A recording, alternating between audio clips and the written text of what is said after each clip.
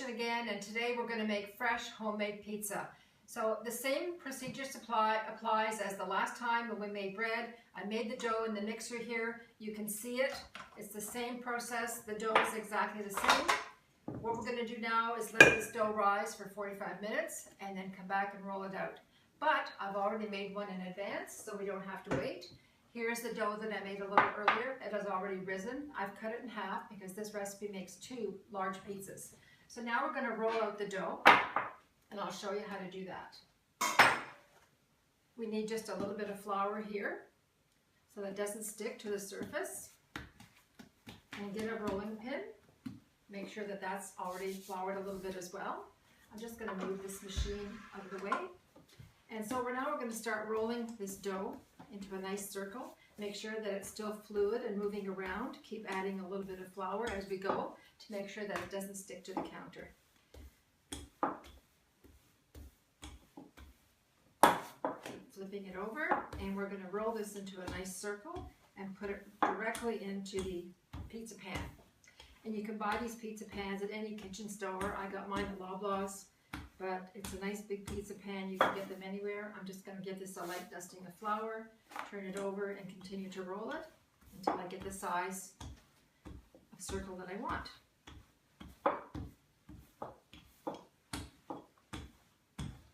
Just a little bit more, and I think we're good.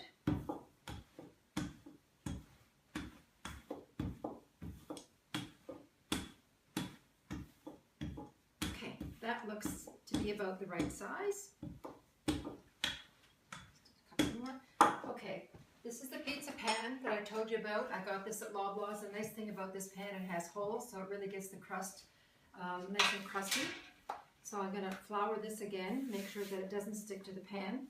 We're going to flip this over in the pan like this, and just pull on the edges a little bit to make sure that it's a nice fit in the pan.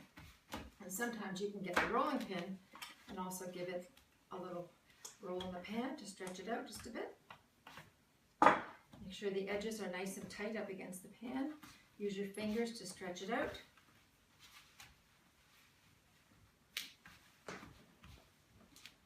Just like so.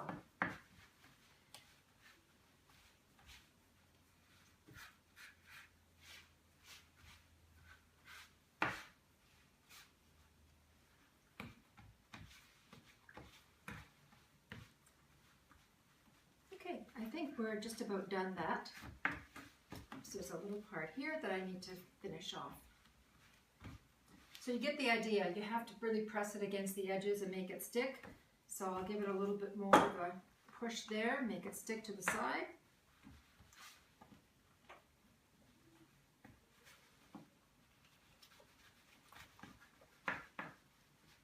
Just like that. Okay, next we're going to add some fresh tomatoes. And the kind of tomatoes that I use are San Marzano. I put them in the food processor with a few spices, a little bit of basil. And here we have fresh tomatoes that we're going to now put on the pizza. Just pour some on like this. Let me get my trusty spatula over here and just spread it around like so. You don't need to have too much or the pizza will become very soggy.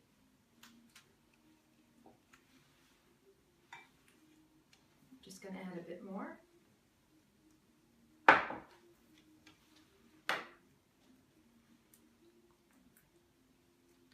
That's probably all you're going to need, because on top of this we're going to add some freshly grated mozzarella cheese and whatever toppings that you'd like on your pizza. I'm just going to pull the edges here because they've pulled away just a little bit. Okay, next I have some freshly grated mozzarella cheese. We're going to spread this over the pizza, and you can add as much or as little as you like. I like lots of cheese on my pizza, and so do my grandkids, so we're going to add lots of cheese.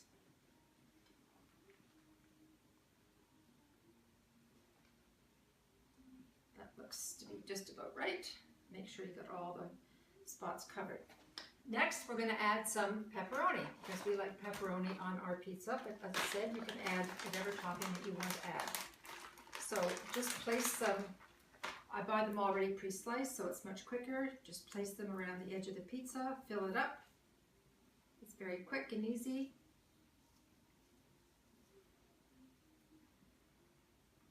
Until you've got the whole pizza covered.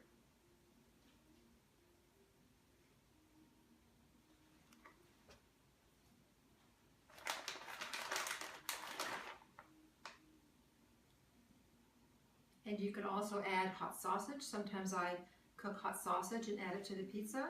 You can add anchovies, you can add fresh tomatoes, onions, green peppers, whatever toppings that you and your family enjoy on a pizza.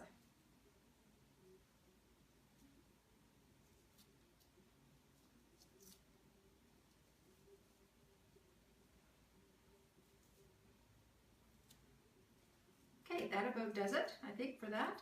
Next, we're going to add some mushrooms that I've already gently pan fried, not too much, just to get them a little bit moist.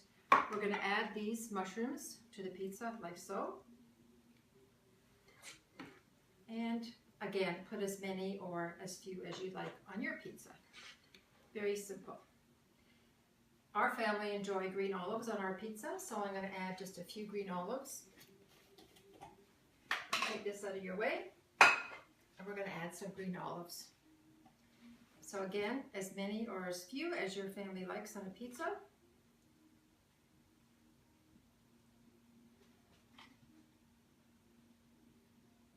And there we are. We're ready for the oven. Put this in a hot oven at 400 degrees for about 20 minutes, and we'll come back and show you what it looks like then. Hi guys, welcome back. I've had an opportunity now to clean up my workspace.